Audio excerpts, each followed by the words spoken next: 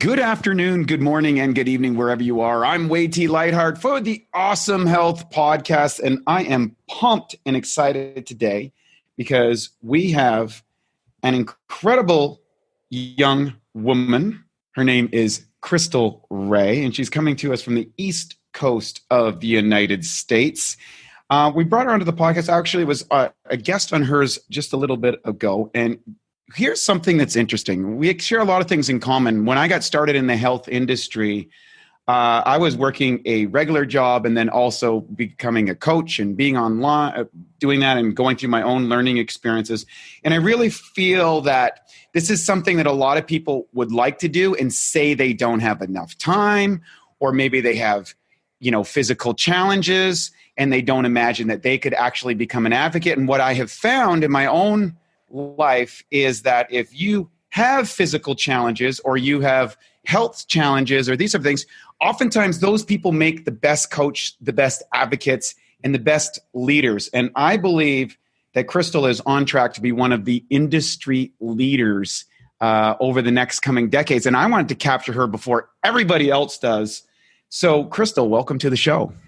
Thank you for having me. That was the nicest introduction ever. Thank you. Well, thanks so much. I'm curious, today's world's so fast paced. I mean, everybody's on social media. Everybody's plugged in all the time.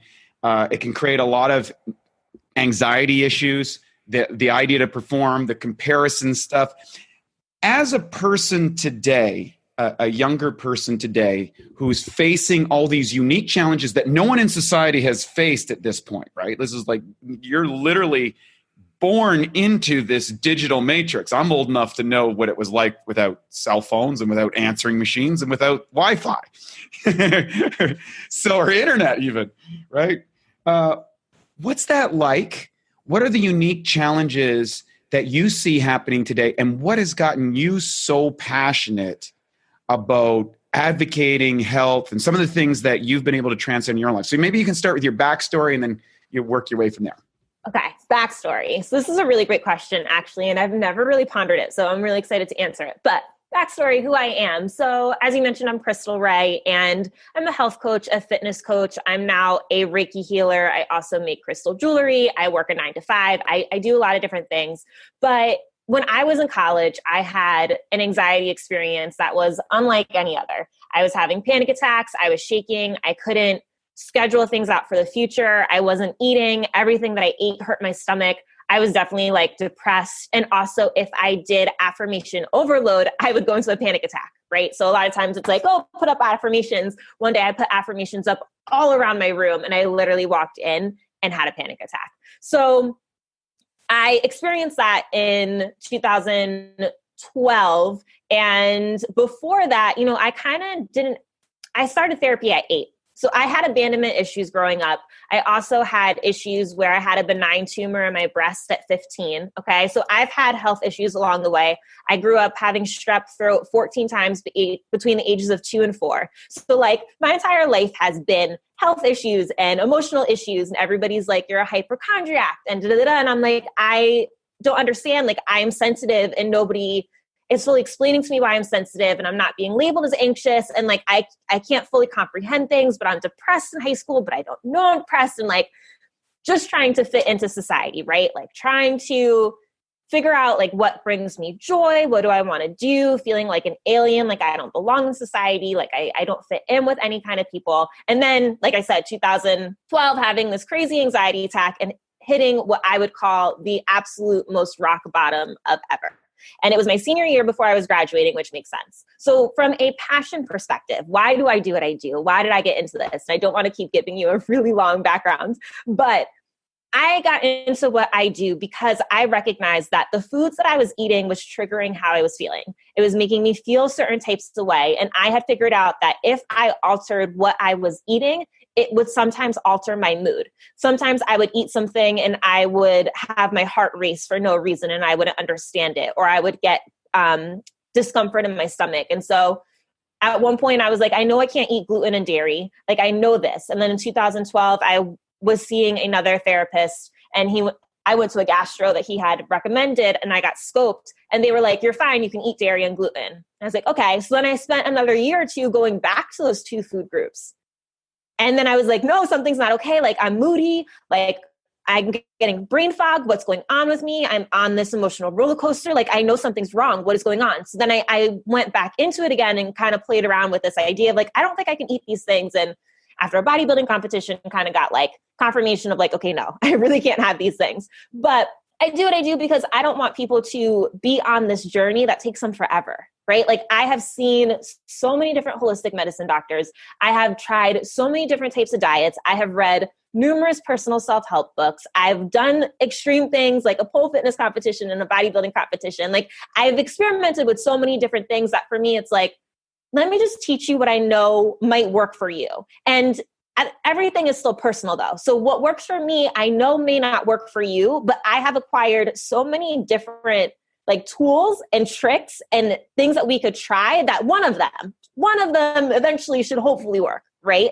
So I'm really here to just help make somebody else's journey shorter because it doesn't have to take 10 years to get healthy. It doesn't have to take, never getting healthy. Like once you start feeling good, it becomes addictive. And I don't know if that's what I seek all the time now. Like, I just want to feel good every day. I want to wake up every morning and have energy and never get an upset stomach after I eat and never have a sore throat every time when I wake up in the morning. Like I had years where I woke up with a sore throat every single morning and I just got accustomed to it. And I think that in our society nowadays, we become so accustomed to just accepting how our body is. And we never question like, should I be experiencing this burning sensation in my chest after I eat? Well, I experience it all the time, so I guess I should. No, like that's not normal. Like, why are you just accepting where you are and not making a change? So, like I said, super long story, but really, I just want to be here to help people recognize that they have the power to change. It's very simple. It doesn't take a lot. Nothing's black or white. There's a lot of shades of gray. And I just want to make your journey shorter. There's a lot to unpack in that. One thing for sure is that we actually share the strep throat thing. I suffered from strep throat for years and years. And for whatever reason, the doctor wouldn't take my tonsils out. And I was upset at the time, but realized now that that was probably a good thing. And I haven't been sick in almost 15 years. I want to ask a couple things I think that is relevant because it's going to kind of talk into some of the emotions and anxiety and stuff. You suggested that you were suffering from abandonment issues when you're young.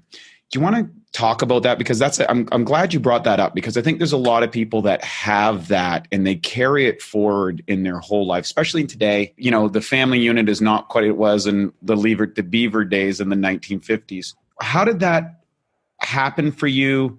What did you learn from it? Or being able to identify this, and then how did you transcend that? Because I think some of our listeners would be very interested in that. Yeah, so my parents were divorced by the time I was 1. Okay, so that happened before I could even remember. I don't have memories of my dad and my mom actually living together in the house. When I was 3 years old, my grandma died, and my grandma was like our world. She was everything. And then also between that time, my mom was traveling for work constantly. So anytime my mom would leave me, I would end up with strep throat. And so my mom was capable of recognizing that something was happening to me emotionally and then I was getting physically sick. So when she would leave, I would get strep throat. So she ended up changing her job. But the issues with my dad and the divorce, divorce is such an interesting topic. And one of the things that you would think I was 1, it shouldn't really have impacted me as much. Like it shouldn't have been that big a deal. I never remembered my parents actually living together. Like why was it what it was? But that has been with me throughout all my life. And it's not necessarily my parents divorcing. It's more so my dad refusing to acknowledge me. So my parents got divorced and my dad would see me on and off. And then when I was 9 years old, I hope he never listens to this because I don't know legally or whatever the crap. There's a whole bunch of whatever stuff. But he had won the lottery when I was 9 for a few $1,000s, not much. He was behind on child support. He decided that I was not his child and that he wanted a DNA test from my mom to prove that I was not his child so that the money would not go to my mom. So now let's kind of really look into this. I now have money issues relating to my self-worth because I have abandonment issues because my father's not acknowledging me. So this is now all wrapped up together, right? We're getting real emotional here. So it's kind of like I was full of anger, and to make things even more fun, I have a little brother and sister who have a different mom, and their mom made my dad see them, but my mom didn't make my dad see me. So I would go see my little brother and sister right after my dad would have just seen them. And my dad didn't acknowledge me. So from 9 until 13, I didn't speak with my father. Like, he didn't acknowledge me, no birthday cards, no Christmas presents. I didn't know where he lived. I didn't have his phone number. I didn't know anything about him, but my little brother and sister did. And then when I was 13, I decided to do a family constellation. And like 3 weeks after the constellation, I called him and hung up on him for the first time. And then the relationship has kind of unraveled and changed in its own way. But what I was saying back to divorce, it's like, you don't always understand the impact that it's having on your child. And regardless of the age that it's happening at, it is it's a rupture in the relationship. And you as a child, you want to please both of your parents. And even at one or whatever, like, I'm now stuck in the middle of this mess, and it's hard to comprehend that it's not about me. Like, it's very much like, well, it's not about me. It's not about me. And you might know that on a conscious level, but on a subconscious level, there's something else. And so, like, I'm going to go do another family constellation. I just did one in January. I'm going to go do another one again on Sunday. And it's just kind of about healing that. And I think I've gotten to a place where a lot of that anger has been resolved. But that whole abandonment, especially with that, has really shaped my entire life. And then to the other one with my grandma, if we were to talk about it, I could cry right now. And so I have come to terms with accepting grief in a different kind of way, right? A lot of times people are like, oh, it's grief and we're just going to get over it and time will heal it. In my opinion, there's no reason to get over grief, right? Like, I guess that's the wrong way to phrase it. It's like, we're upset because we miss the person that was physically here, right? Like, we miss them being here. But in many ways, like, we can still connect with them. But like, in my mind, it's okay to still be upset that they're gone. Like, no matter how many years it's been, like, there's nothing wrong with having a moment and crying because you miss them, because it just shows how much you loved that person. So like, this feeling of being left and being left all the time definitely has lingered, and it's impacted me in many different ways. Thank you for being so raw and honest. I think that's a real superpower, because in today's world, there's oftentimes a projection of perfection online with these kind of snippets of people's lives, which are peak moments or peak experiences. And that's kind of projected out as the collage of one's life, moving from one incredible event to another incredible event to another incredible event. And of course, the human condition, as the Buddha outlined, is all about suffering. And I believe it was Jordan Peterson said recently that the key out of that is to find meaning in the suffering, and by taking on responsibility. Given all of these challenges, you had obviously some deep emotional hits early in your life that works on the unconscious. You had some physical challenges. Then you had this kind of moment of anxiety where it all kind of came crashing down. I'm curious as to how you took responsibility and went off and tried all these things. And even though some of them didn't work, you kept going. What was it that first allowed you to take responsibility for your life? And number two, be open enough to try a bunch of things until you found what's worked. To me, that's an incredible achievement, especially in today's victim mentality that's being propagated everywhere. What was it that allowed you to make that jump? How did you do that? Well, I think I didn't really have a choice at a certain age, right? Like, my mom put me in therapy at 8 because she knew that she couldn't help me fully. She suggested the constellation. I always had a choice if I wanted to do the work or not. And I've always just personally been extremely curious. I don't know. It's more so just like, I like to believe that I have this power. Like, I like to believe that the power is inside of me. And if I do things, I can make things different. So it's a very challenging question to answer, but I can give you my answer from January 2018. I had already seen a couple different people, and I kind of got healed.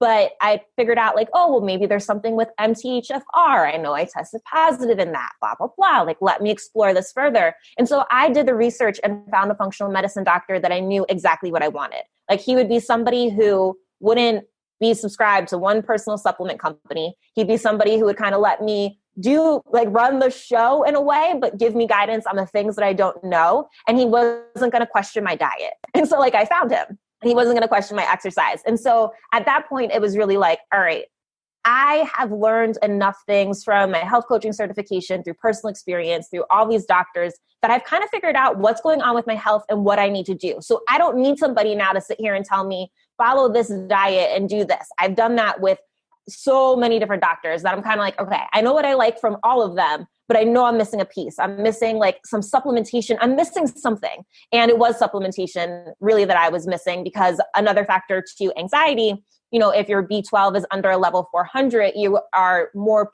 prone to anxiety. So from a neurological, physical perspective, my body was fully showing, hey, yeah, you're going to have anxiety because your body's not absorbing nutrients correctly. So you're lacking things. And that's why you're experiencing anxiety. And so when I had found that out from him, it really changed the game, because now I felt like I'm not an emotional mess. Like, think about it. Like, from 8 years old, I've been in therapy and I've been told to fix my emotions, and it's the thoughts that I think, and think this and that, and fix myself emotionally. And I've come to recognize I'm a highly sensitive person. I am sensitive from the foods that I eat and all these things. And I don't know a lot of people like me. I don't know a lot of people who are as sensitive as I am, because they're like, I'm not experiencing that. And I'm like, okay, well then I'm an alien. Fine.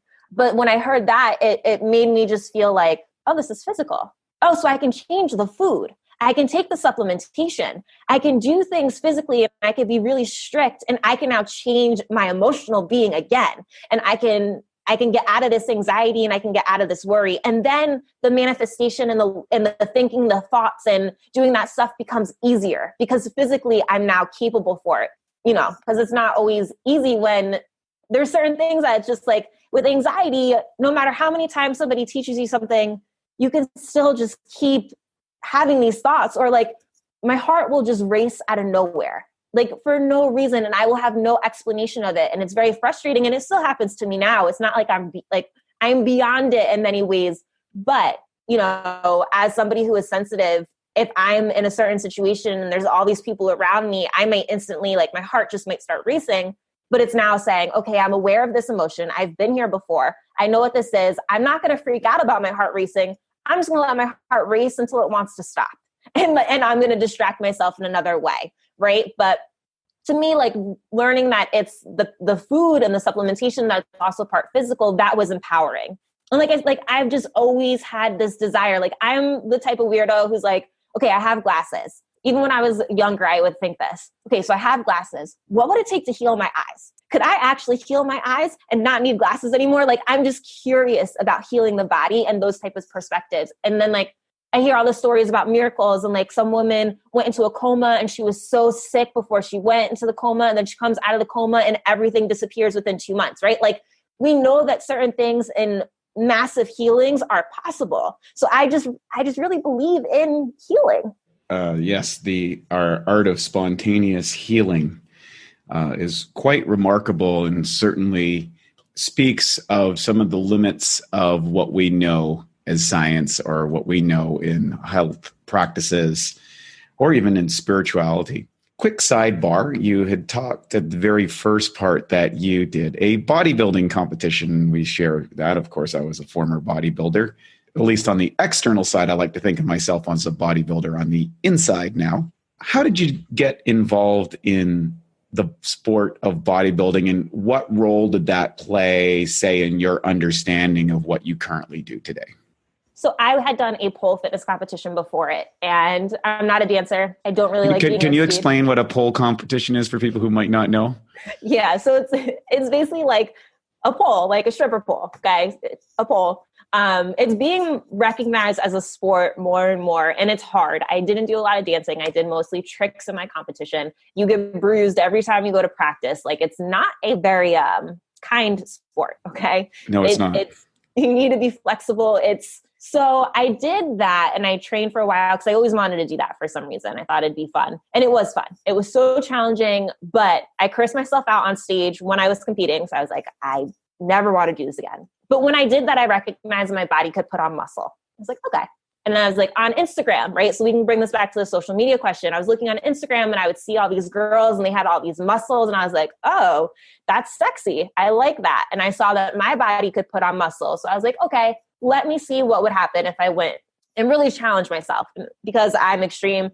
A week after my pole competition ended, I signed up with a trainer at my gym because there was a bodybuilding competition flyer hanging up. And so I worked with her. She was an absolute, not cool. She had me eating 270 grams of protein a day. I weigh 120 pounds. Okay. Wow. Not cool. I was nauseous every other day. Okay. I could not eat 270 grams of protein. I'm assuming your listeners probably know this. That is an insane amount of protein. It's more than twice your body weight. Exactly. In grams. Usually it's a gram per pound of body weight. She's doing 2 grams plus. Right. So that in itself is a disaster. Okay. So I worked with her for 6 months. I was getting really fat, couldn't understand what was going on. And then I switched trainers and worked with another trainer and started seeing an acupuncturist. But at that point, I had a really awful taste in my mouth. It tasted very metal. So he was like, oh, you're really acidic. Okay, fine. So I finished competing. And when it comes to competing, the sport in itself, I love lifting weights. I think lifting weights is awesome. Getting down to stage ready competition level, not so much.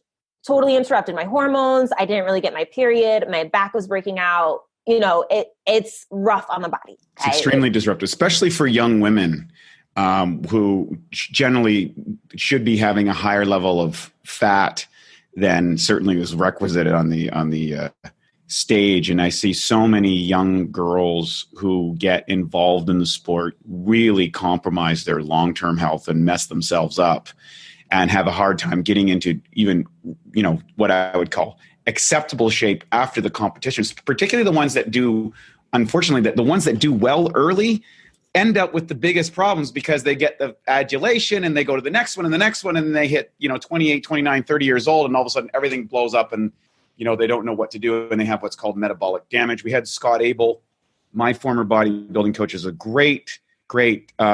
some great books on that. You can refer back to the earlier podcast on the Awesome Health podcast where he talks about metabolic damage and also what it's like looking at the mirror and these kind of negative side, the dark side of fitness and bodybuilding and competitions and stuff. So sorry to interrupt, but I just wanted to put that in. Keep going on your contest experience. Yeah, so I ended up coming home with 2 trophies, which was really exciting first time out. But really what competition taught me was my power. It taught me what I was capable of doing because I was working a 9 to 5, which I still am, but I was in a different role. And we were in something called upfront because I work in advertising sales. So it's the time period. Well, 2 things. I was studying my health coaching certificate in the beginning. And then at one point I was also doing upfront. And so with upfront, you're not allowed to leave until they tell you to leave. So there's some nights we might be there till 9 p.m. or 11 p.m. It's getting dismissed every single night. It's as if you're in school, except you're going into work at 9 a.m. and you might be staying there until 11 p.m. I still made it to the gym every day because I knew that the people that I was competing against would be making it to the gym. So it showed me my drive. It showed me my ambition. It showed me what I was capable of. I also was able to transform my body, which is so cool. I love the fact that with bodybuilding, you can shape your body. If you want to pull, if you want to create the hourglass look, if you want to stop curving on your shoulders, exercise certain areas. If you want to build the glutes, you can. And I've always been a very skinny person. So I was happy to start to see myself develop because I never really can put on weight. My body just has a hard time doing it. So it just taught me a lot of things. I also competed with my boyfriend. So it was a really fun bonding experience. We went through brain fog towards the end of it, which is very common, in which we would go to lock the apartment door and both of us would look at each other did we lock it? So, it was funny, a little frightening, but I was capable of still working my day job, studying my health coaching and making it to the gym 6 days a week. So incredible. I recognize and that's some of the upside of the sport. I think a lot of people, that's what they fall in love with, the ability to change their physicality, the ability to find kind of their super self and be able to do all these things. And that's kind of the upside about the self-discipline and requirements and saying no to food and being able to have power over your mouth and power over your body. And that takes it takes mental discipline, which comes from a strong intention. So continue on. Yeah, I learned that I love being disciplined, which I knew before, but I really love being disciplined, and I like to discipline myself. So I recognize that, okay, competing was not healthy. I had a metallic taste in my mouth. I had all these issues that I had to go through. So I started seeing another functional medicine doctor, and then I saw somebody else, and they kind of both got me into a better place. Actually, what happened was right after competition, I guess like a week after or 2 weeks after, I ate a salad. And 20 minutes after eating the salad, my stomach felt like there was a rock inside of it and I couldn't move. And I was having an anxiety attack at my desk at work because I was in so much pain from a salad. Like my body couldn't break it down. And I didn't even finish the full salad. I only had however many bites of it. So that was me really recognizing, oh crap. And that type of pain is the kind of pain that brings me to tears. I have a pretty high pain tolerance, but with my stomach, it's there's nothing you can do. I just had to sit there and wait it out until it felt better. I couldn't move, and it's just very uncomfortable. So for 2 years after competing, I started to heal. I had to work with doctors, and I had to get my gut health back into a better place and really figure things out. And I was still eating meat. I stopped eating meat over a year ago now.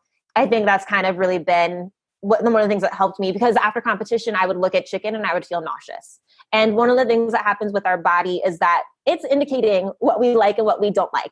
If you're looking at a food and you feel repulsed by it, take that as an indicator of you probably shouldn't eat that food right now. Correct. And it's okay. You could just take a break. At one point I would look at salmon and I'd be like, I don't want salmon. I'm repulsed by it. So don't force foods into your body that your body is saying, no, please don't give this to me. Please don't, just stop. Fun facts, I'm kind of starting to like the smell of hamburgers again. So I'm kind of I'm not opposed to eating meat again every once in a while. I do understand that being a vegan sometimes doesn't work out for everybody every person's body type for long term. You're dietary, as I say, you're dietary agnostic. You're just doing what's right for you and following sort of both, I would say, an educated health perspective, but not letting it override your intuitive capabilities as a human. So not being mechanical in your approach. Exactly. Very good. Yeah, I think that is the sweet spot in health and performance. And most people, it takes them years to get to that place. So you've got there early. Tell me about, so you kind of found this sweet spot in your health, and then at what point did you decide that, hey, you know what, I'm going to make this part of my career of helping other people?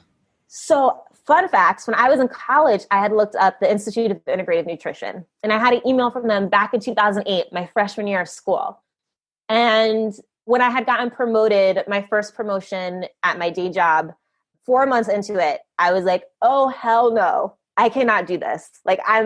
I don't want to do this job. I don't want to go into the next level of this. I don't want to do this for X amount of years. I need another option. And I've always been an entrepreneur. When I was 17, I joined into a network marketing company called Your Travel Biz. So I've always been trying to figure out a way, residual income or some type of income on my own. I want freedom. I want to live the life that I really want. So actually before this too, I started a blog called Keeping It Equal, which is all about finding life balance. But I wasn't certified as a coach to help anybody. So I knew this knowledge, but I didn't feel confident to coach people.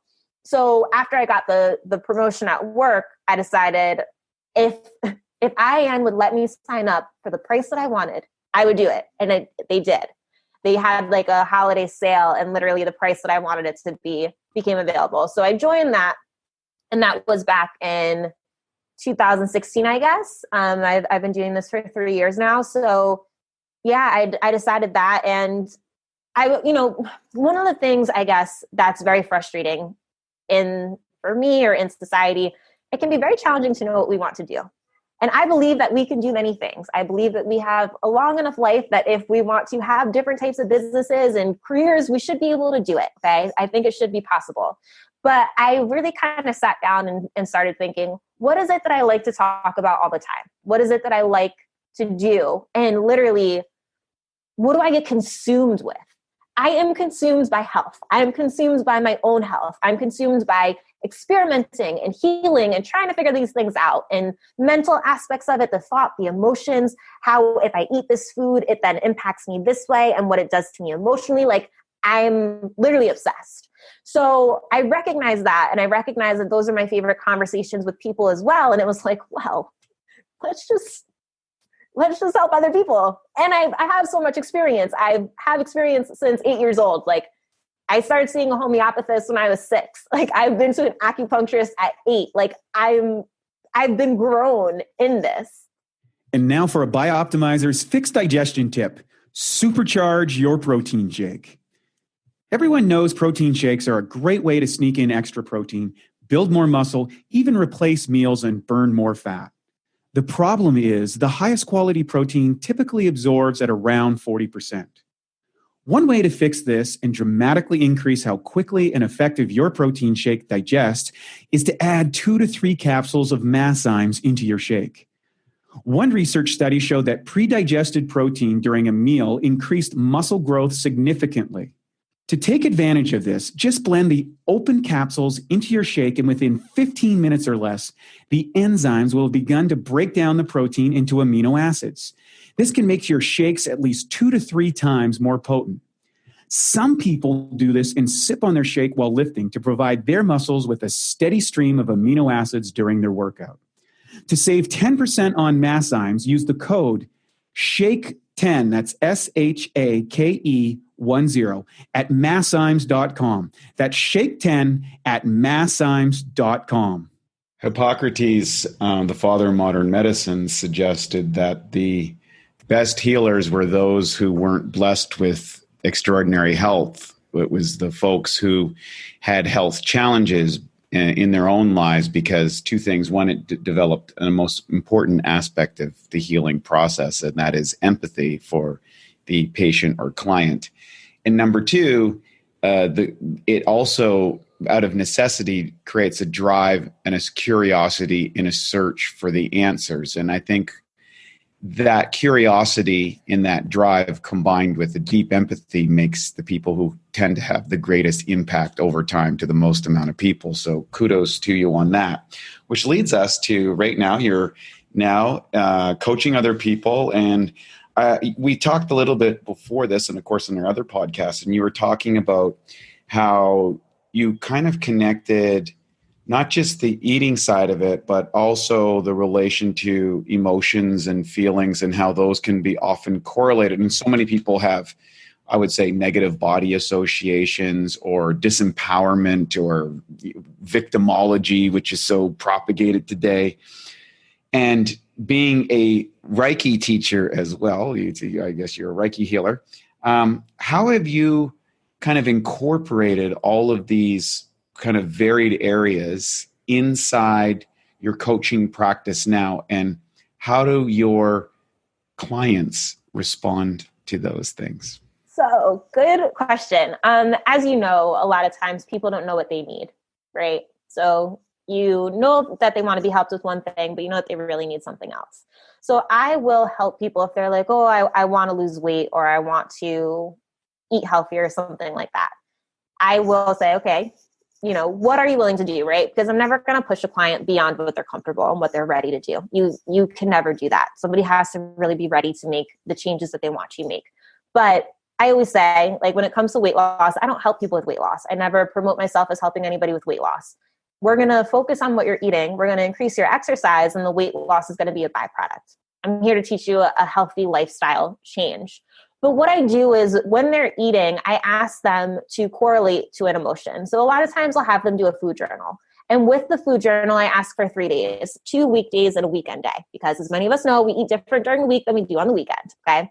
And I want to know, like, when you eat a certain food, how do you feel before you're eating it? How do you feel after you're eating it? How do you feel while you're eating it? And also, like, there's another whole aspect to this of we take in the energy that's around us. And this is something I talk about all the time too. If you are sitting down and you are watching the news while you are eating your dinner, you are taking in all of that angry, whatever energy that's coming to you from the TV screen. Okay. What you are listening to is impacting you. So I'm going to challenge you, like, watch some damn cartoons. Like, if you want to watch TV, fine. I don't care. But like, put on something lighthearted, put on something funny, put on something that's going to make you smile because you're taking in that energy.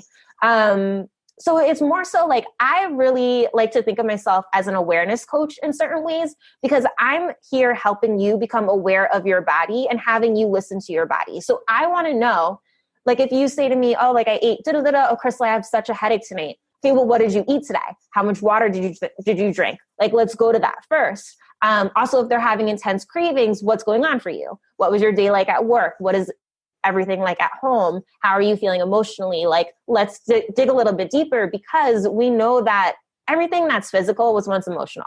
A physical ailment is stemming from something else. Unless if you're like me and you just happen to, try to jump on a box and fell and injured your elbow and your wrist, right? Like, unless if you got like an injury like that, most likely something was emotional first and now it's coming out. Like Louise Hay, she has that book.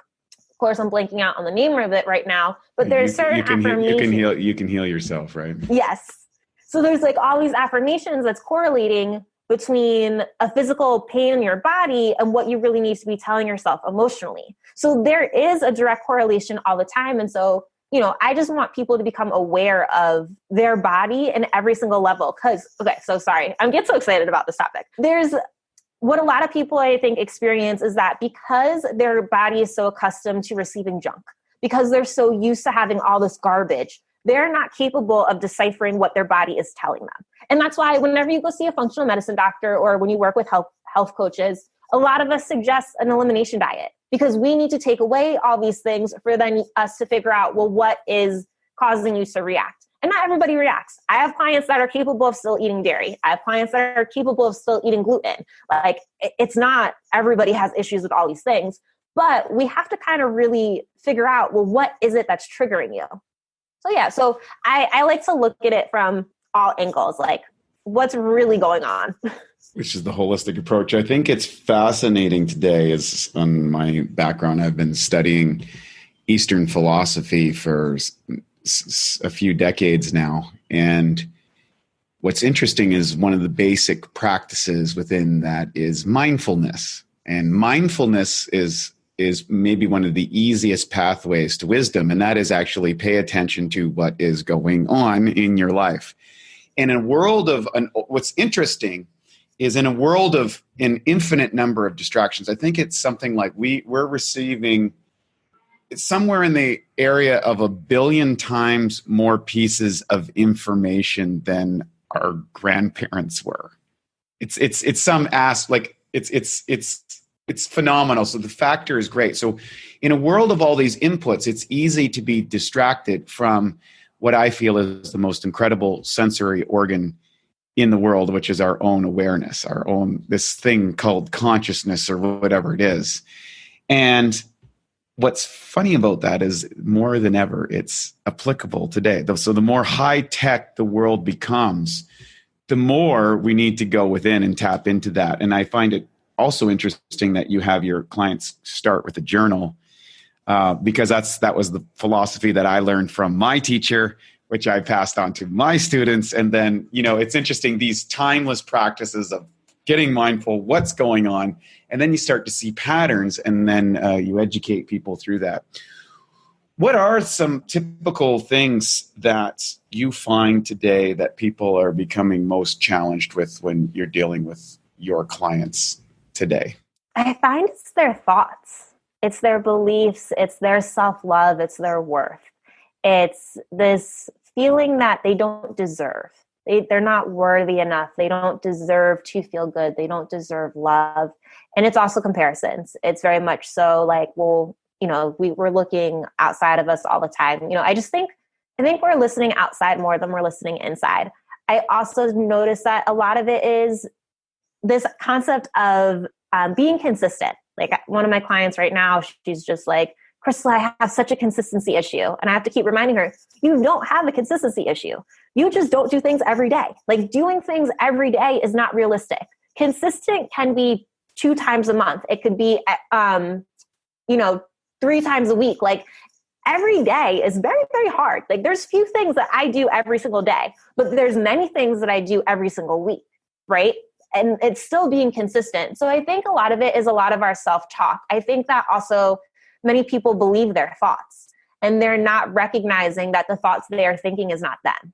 And they are thinking like, oh, well, I'm this kind of person, or I'm this thing because I'm having this thought. And it's like, no, you're just having a thought. Like, that doesn't matter.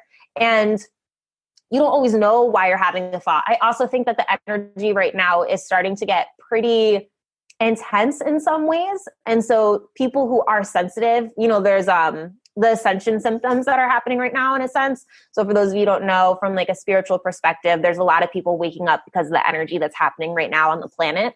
And I started experiencing some symptoms back in January, and it would be like my hand tingling or my lips tingling. And it's just a heightened sensitivity. But a lot of my clients recently have also been very heightened, and the moon cycle has been impacting all of my clients and myself as well. And so I think the more aware we are as to what's going on with Mother Earth and what's going on with the moon and where the energy is, sorry, I totally just went like real spiritual. But being aware of those things can kind of make us recognize that, okay, maybe it's not fully me. Like maybe I'm not messed up. Maybe I'm just tapping into a different energy because there's a different energy going on right now. And then it becomes the question of, well, how do I stay centered? How do I stay grounded? And how do I hear my own intuition? And I know that what's happening is really how I'm feeling and not how somebody else around me is feeling. So I know that's happening. And then I know also a lot of people are feeling responsible. Like we feel responsible for the ones in our lives all the time. And it's like, we are not responsible for anybody else. We do not have the power to make somebody else feel bad. We may think we do, but we really don't. Like, if I say something to you and you get upset, I'm the mirror that's triggering something inside of you. And it's a harsh reality, but once you start to recognize this, and this is how we get out of victimhood, right? Once we start to realize that our entire world is a creation of our own beliefs, and it's the creation of what is inside of us, then we can take ownership for it. And then we look at everything as, what is this lesson? Like, why did I just encounter this? What is this triggering inside of me? What needs to be healed? Or maybe it doesn't need to be healed. Maybe it's just a piece of you. And maybe it's a piece of you that you don't want to yet accept of yourself. But how can you then accept it, right? How can you do the shadow work, as my friend Khrystal Rea would call it, right? How do you accept those pieces of yourself that you're not necessarily excited about? So yeah, those are some of the things. Yeah, I find it interesting is the process of diving into these are oftentimes our biggest challenge or obstacles end up being our greatest gifts and lead to the biggest breakthroughs. And I think in a process of self-discovery, it's important to recognize is that, we're the products of literally the universe. And let's say the universe is, they estimate it 14 billion years old or something like that, give or take a billion years. No big deal.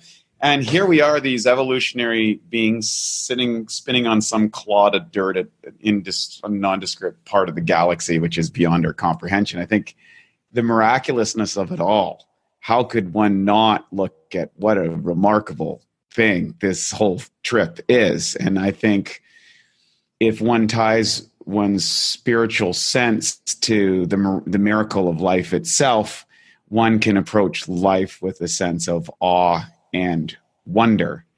And that opens up possibilities, and that opens up exploration. And more importantly, I think it opens up gratitude.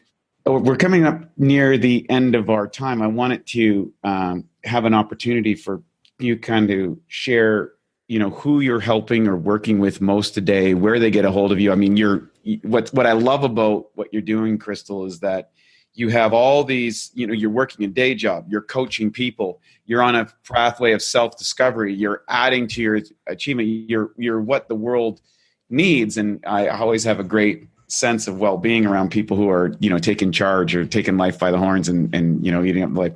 So who is the people that you're typically working with these days? Where can they find you? And tell me everything that you're doing, what you're up to, how to get a hold of you, all that sort of stuff, because I'm sure there's going to be some people interested in finding out. Yes. So I typically help ladies who feel like they're stressed and they just want to stress less. And what I typically do is we elevate their food, their feelings, their fitness, right? The holistic approach. We look at all things. If you're just somebody who wants to get healthier, right? Kind of learn how to live a more balanced lifestyle. Some people will argue and be like, balance doesn't exist. Granted. You want to just incorporate a more different changes that give you a more like long lasting, healthy lifestyle. I'm here for that too. So if you don't necessarily feel stressed, but you're like, I want to learn how to eat better, like something's kind of difficult for me, I'm here for that as well. I am launching, so on Monday, September 9th, I started a 4-week group program called Weightlifting 101, in which I am teaching women who have not never stepped foot in a gym, but women who are intimidated by the gym. They don't know how to lift weights. They've always wanted to learn how to lift weights, or they feel like they're wasting their gym membership. I'm teaching them how to lift weights. So I'm taking them through a 4-week program in which I am giving them all the different workouts for it. I'm going to teach them how to build their own workouts. I'm going to teach them how to eat, how to count macros, but then also how to eat intuitively. So I'm a little bit different because I'm not a pure fitness coach. I am a health coach, right? So I'm coming to you with, this is what you can do. This is counting macros. This is why counting macros can be beneficial, because I need you to realize you're not eating enough food, because I need you to actually eat more food. And then like, this is how, once you understand what that looks like, this is why you would eat intuitively. And this is what this looks like as well. So that starts on Monday, September 9th, which is super exciting. And that'll be for 4 weeks. And then what else am I up to? Anybody in the New York or New Jersey area, I am doing in-person Reiki sessions. So in Edgewater, New Jersey, if you'd like to have a Reiki session, you can reach out to me and we can schedule up some time, and you can come, as long as you can come to Edgewater, we can do one of those as well. So Reiki is energy healing. It's something else that's going to help you just feel really relaxed and feel energized. It's pretty amazing, powerful stuff. And then, as you mentioned before, I do have my podcast, A Blissfully Balanced Life. I have a YouTube channel, Khrystle Rea, which I'm about to start ramping up again, which I'm really excited about. Can you want to share your spelling of your name? Because people might not get that, because your name is beautifully spelt, but a little bit different than people might commonly think. Thank you. Yes. Super different, like crazy different. So all this stuff that I'm talking to you guys about, you can find it on KhrystleRea.com. So it's KhrystleRea.com. Think of like Khrystle Rea. Like that's what it actually looks like when you spell it out. On Instagram, I'm Khrystle Rea. On Facebook, I'm Khrystle Rea. I also have a Facebook group. So I do a lot of different things. And then I also do the jewelry, but you can find that on KhrystleRea.com. So I'm all over the place. I'm doing a lot of things, but I'm having a lot of fun doing it all. So there's always a way to make the time for things that are important to you, for sure. Khrystle, you're an absolute delight and a ball of energy, and you're making a difference in the world. By the way, I checked out that website. We'll have all the show notes in here so people can find out where to reach you, how to connect with you, and more importantly, how to follow you.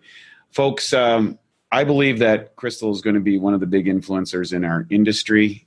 She's certainly tracking in that direction, and I encourage you to follow her on the social media, see what's going on. She's raw, she's real, and she is a ray of light. So with all that, I want to thank you all today for joining us on the Awesome Health Podcast. Please check out Krystle's website, follow her on Facebook, and of course, make every day an awesome day. Way T Lightheart signing off. Take care and have yourself a beautiful, beautiful day. And now for a Bioptimizers fixed digestion tip. How to get away with eating sugar. Hey, look, sugar is normally one of the worst things for you. But let's be honest. I mean, we all cheat from time to time. And here's a little trick that will ensure your body benefits from the sugar. Now, before you eat or drink anything sweet, take 5 to 8 capsules of P3OM. The patented strain in the formula devours sugar so fast it literally doubles in the body every 20 minutes in the presence of sugar. That doesn't mean that you can or you should eat a bunch of sugar or sit around all day doing that. But on the days that you do cheat, or you go after one of those maybe meals that you wouldn't normally do, this ensures that you get something in your gut that eats the sugar. And it's not going to feed the bad guys or spike your blood glucose nearly as much. So to learn more about P3OM and its sugar-devouring and protein-digesting properties and how it can transform your gut and metabolism, go to www.bioptimizers.com. Thank you for listening to the Bioptimizers Awesome Health Podcast. You can find more information at bioptimizers.com.